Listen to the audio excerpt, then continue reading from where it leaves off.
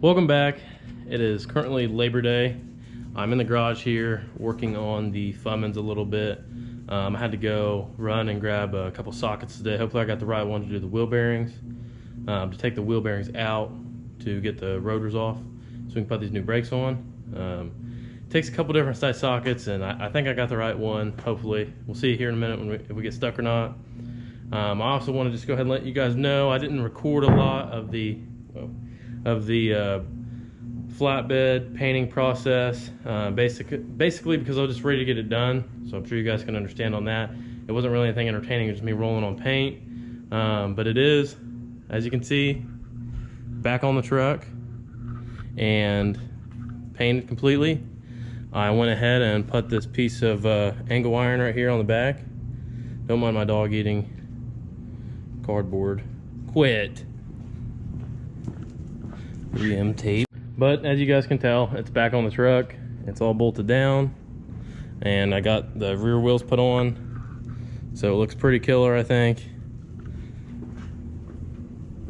Having it finally completely done. I don't have anything else to do on the flatbed. I'm not gonna do anything else to it. I just trimmed this.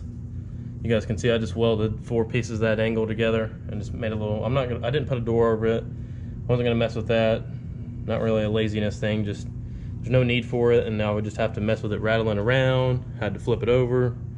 And got this all welded, and luckily this black paint covered up some of my welds. So yeah, guys, she's back on. I did get a hitch for the truck, so I gotta put it on. I want to paint it first before I put it on. But yeah, so really happy with how it turned out. I'm here on the inside of the truck.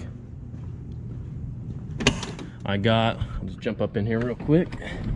Got the tachometer mounted where it's gonna go. I'm not gonna wire it up until the truck is running again. I got the anteater permanently mounted, because you guys know I had it just hanging out down there. Well, now it's permanently mounted right in that spot there where the wait to start light and everything was. I had to drill a pretty decent sized hole to get the pigtail or the connector through, but I did get it through there, and that's done. I just gotta figure something out to cover that tack up, or cover the factory tachometer up, and then I got my 5K tack up here mounted, and we just gotta wire that up. So we're making slowly but surely making some progress on this thing. I got the tires pulled off here, and then I need to get these rotors off so I can put my new brakes on. So we will, man, that sucks because I just put these brake pads on it. But I mean, it is what it is. I'll go ahead and pop this lockout out, see if we can get this hub off, and then figure out how to get this rotor taken off of, yeah.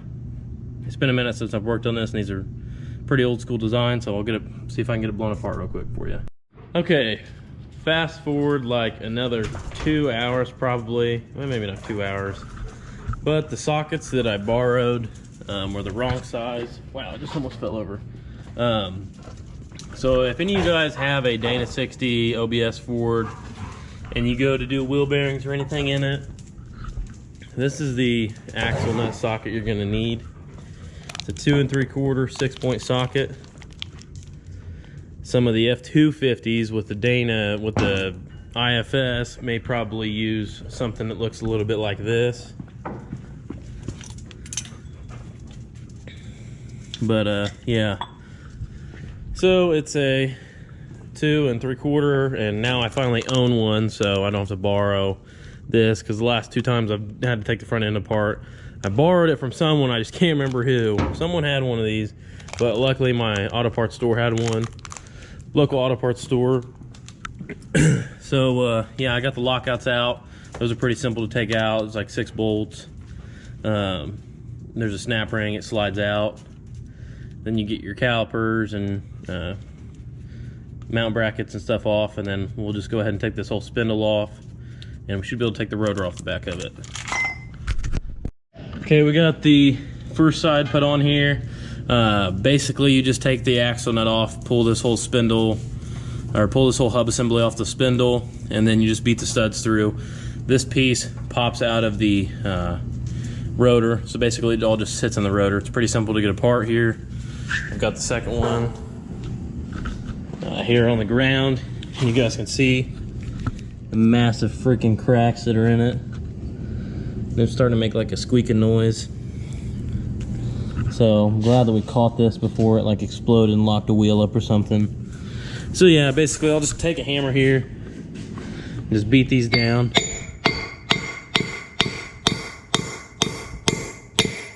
Like that, do all of them.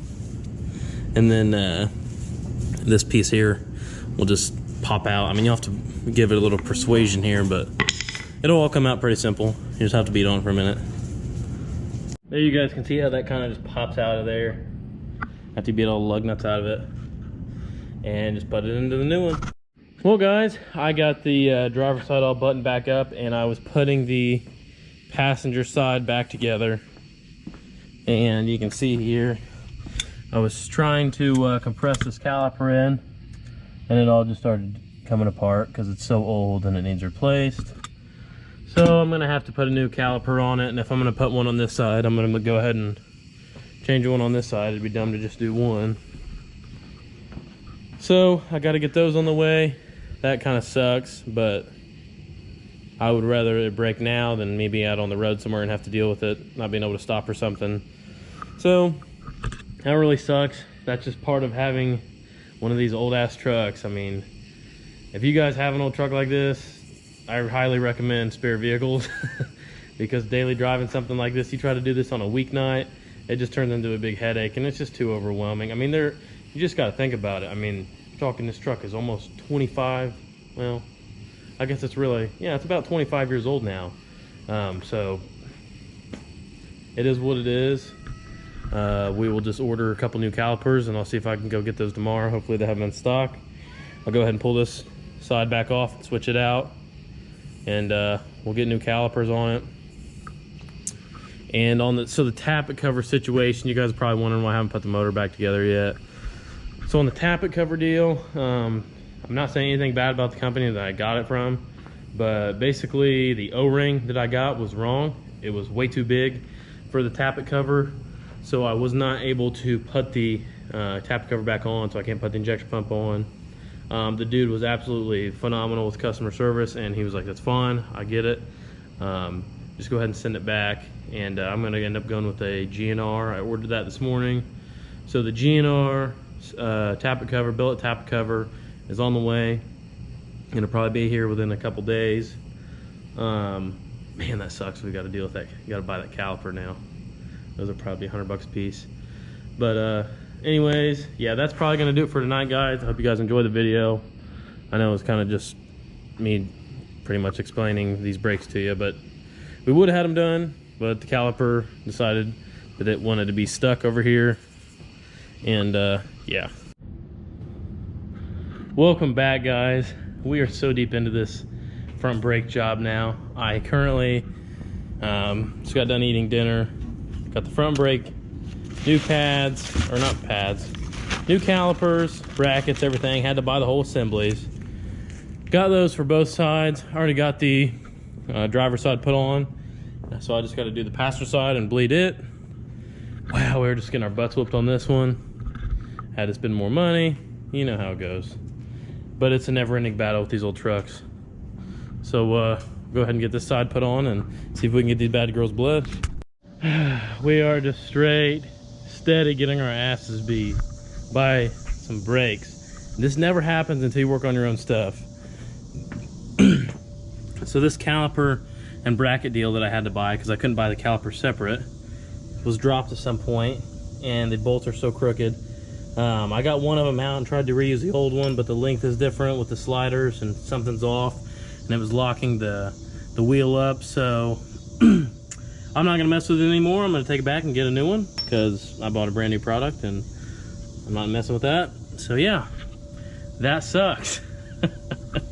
Never ending battle. Well, there you guys have it. I know it's kind of a boring video. Really don't know what else to tell you other than it's just the way that it goes sometimes.